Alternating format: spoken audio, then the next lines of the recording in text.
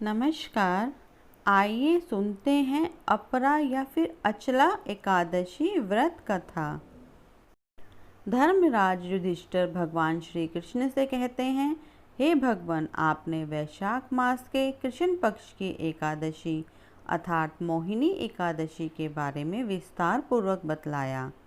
अब आप कृपा करके ज्येष्ठ कृष्ण एकादशी का नाम क्या है तथा उसकी कथा क्या है, इस व्रत की क्या विधि है, कृपा कर यह सब विस्तार पूर्वक कहिए।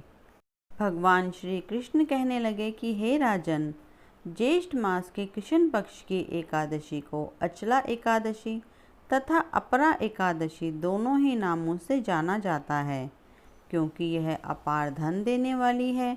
जो मनुष्य इस व्रत को करते हैं वे संसार में प्रसिद्ध हो जाते हैं। इस दिन भगवान त्रिविक्रम की पूजा की जाती है। भगवान त्रिविक्रम में भगवान विष्णु, भगवान विट्ठल और बालाजी के दर्शन होते हैं। अपरा एकादशी के व्रत के प्रभाव से ब्रह्म हत्या, भूत योनि, दूसरों की निंदा आदि के सब पाप दूर हो जाते हैं। इस व्रत करने से परस्त्री गमन, झूठी गवाही देना, झूठ बोलना, झूठे शास्त्र पढ़ना या बनाना, झूठा ज्योतिषी बनना तथा झूठा वैद्य बनना आदि सब पाप नष्ट हो जाते हैं।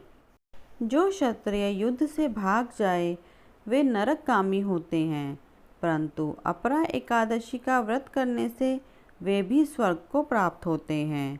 जो शिष्य गुरु से शिक्षा ग्रहण करते हैं फिर उनकी निंदा करते हैं वे अवश्य नरक में पड़ते हैं, मगर अपरा एकादशी का व्रत करने से वे भी इस पाप से मुक्त हो जाते हैं।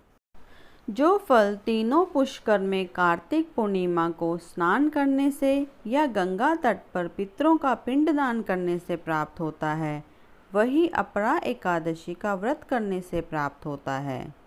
मकर के सूर्य में प्रयागराज के स्नान से, शिवरात्रि का व्रत करने से, सिंह राशि के बृहस्पति में गोमती नदी के स्नान से, कुंभ में केदारनाथ के दर्शन या बद्रीनाथ के दर्शन, सूर्य ग्रहण में कुरुक्षेत्र के स्नान से, स्वर्ण दान करने से अथवा अर्ध प्रसूता गोदान से जो फल मिलता है वही फल अपरा एकादशी के व्रत से मिलता है।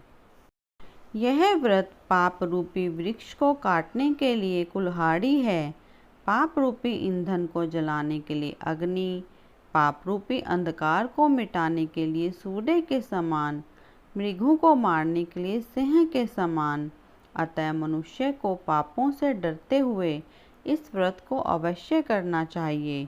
अपरा एकादशी का व्रत तथा भगवान का पूजन करने से मनुष्य सब पापों से छूटकर विष्णु लोक को जाता है। अपरा एकादशी व्रत कथा।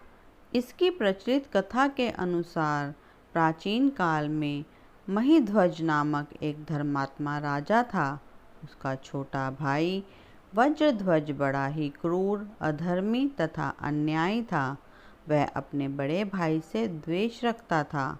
उस पापी ने एक दिन रात्रि में अपने बड़े भाई की हत्या करके उसकी देह को एक जंगली पीपल के नीचे गाड़ दिया। इस अकाल मृत्यु से राजा प्रेतात्मा के रूप में उसी पीपल पर रहने लगा और अनेक उत्पात करने लगा।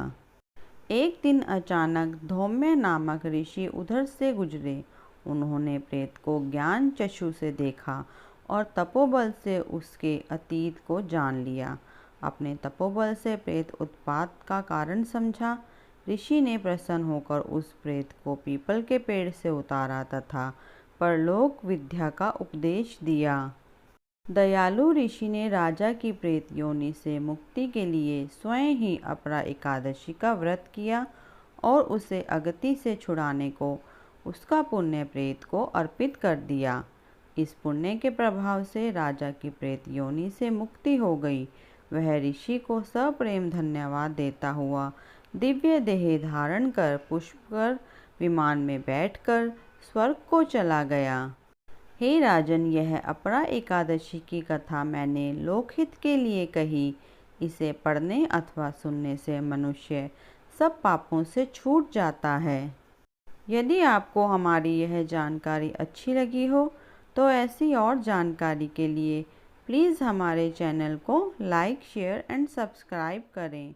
धन्यवाद।